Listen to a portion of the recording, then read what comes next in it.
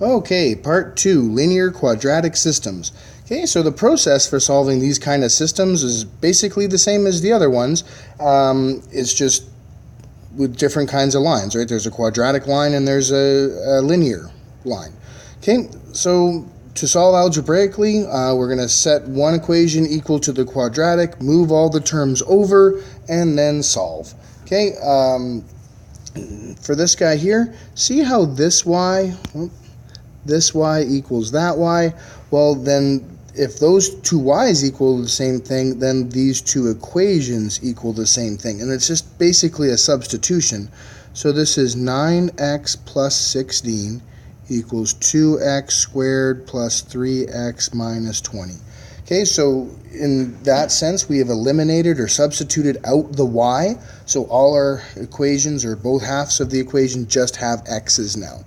Okay, so then we just solve like usual. So minus 9x minus 9x minus 16 minus 16. So 0 equals 2x squared minus 6x minus 36. Okay, so you notice right off the bat, okay, we could do this with big X factoring or decomposition, but it's easier than that because everything has a common factor of 2. So we pull that 2 out and we get x squared minus 3x minus 18. See, now it's not big X anymore, and we can just factor this by inspection. Okay, so we need factors of 18 that subtract to 3. So that, of course, is 6 and 3. And we need it to be negative 6 and positive 3. Okay, so that gives us x equals 6 or negative 3. Okay, so when we end up with this, okay, now of course we have to solve for the y coordinates, and again, it doesn't matter which equation up here we use, so I'm going to choose this guy here because he's easier. We are going to have to verify later anyways, so let's just use that first one. So then y equals 9 times 6, okay, plus 16. Okay, well, when we do that, 9 times 6 is 54, and 54 plus 16 is 70. Okay, so then that gives us the equation, or the solution 6 and 70. Okay, and then we do the same thing for the negative 3, so y equals 9 times negative 3 plus 16. Okay, now 9 times negative 3 is negative 27 plus 16, so y equals negative 11. Okay, that gives us the solution pair of negative 3, negative 11. Okay, so those are our two solution answers. Okay, so that's good. And then we want to check to make sure that they both work. So again, to do that, we just put both solutions into both equations and we figure it out. So I'm going to try the 670 first. Okay, so then in the first equation, so that y equals 9x plus 16, so y equals 70 equals 9 times 6 plus 16. Okay, and then we get 70 equals 70, so that looks good. Okay, and then we try the next equation. So y equals 2x squared plus 3x minus 20. Y, of course, is 70 again. So 2 times 6 squared plus 3 times 6 minus 20. Okay, when you figure that out, okay, 6 squared is 36 times 2 is 72.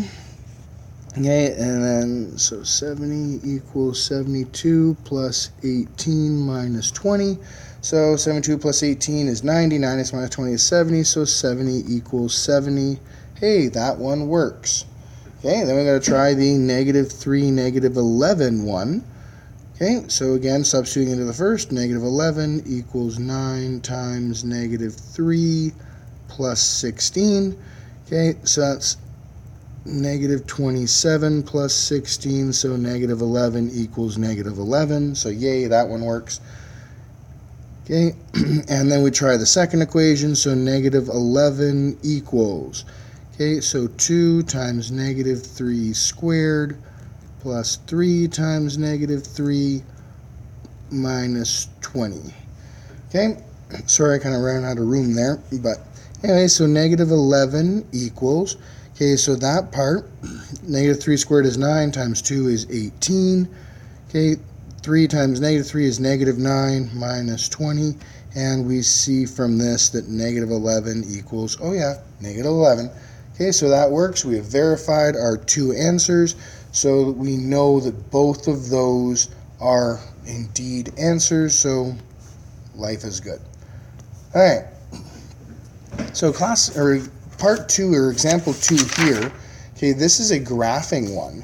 Now, again, what I'm going to have you guys do is you're going to graph this on your graphing calculator. You're going to find the intersection points, and that's going to be it. You're going to check your solution to make sure that it works, okay, and go from there. So when we graph this, okay, and I'm going to graph this a little more technically, but that's just me.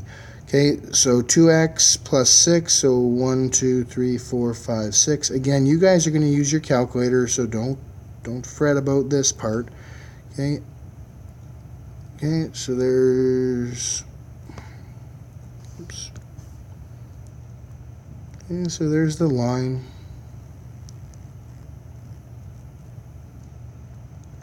Okay, so that's the line for this guy. Now, when you graph the parabola, it looks something like this. Now, you don't have to be perfect, but you should at least get the intersection points right. And you can see from your graph, okay, again on your calculator, that those two are intersection points. So that would be negative 3 and 0, okay, and then positive 1 and 8. Okay, if you need help with how to graph this and find the intersection points, that's when you call me or text me and then we can discuss. But I am assuming that you know how to do this. Okay, so anyways, there's the two intersection points, and then we just want to make sure the solution works. Okay, and it should because it's your calculator, but you know what, let's just double check just to be sure. So into the first equation, y is 0. Okay, x is negative 3, so negative 3 squared plus 4 times negative 3 plus 3. Okay, so negative 3 squared is 9. 4 times negative 3 is negative 12 plus 3. Okay, well, hey, that's 9 minus 12 is negative 3. Negative 3 plus 3 is 0, so 0 equals 0, so we're good. Okay, we have to make sure that works in the second equation now, so that's the 2x plus 6. Okay, so y again was 0. X is negative 3 plus 6. So 0 equals negative 6 plus 6. 0 equals 0. Okay, so the 3, 0 totally worked. Awesome. Okay, so now we're going to look again at, you know what, I'll just put my work kind of right in this space. Okay, so 8 is the y, so then 1 squared plus 4 times 1 plus 3. Well, 1 squared is 1, plus 4 is 5, and 5 plus 3 is 8, so 8 equals 8. So far, so good. Then we put this in the second equation, so y equals 8. 2 times that, 2 times 1 plus 6, so 8 equals 8. Good. So by verifying it like that, we know that both of those are solutions. Awesome. Thanks.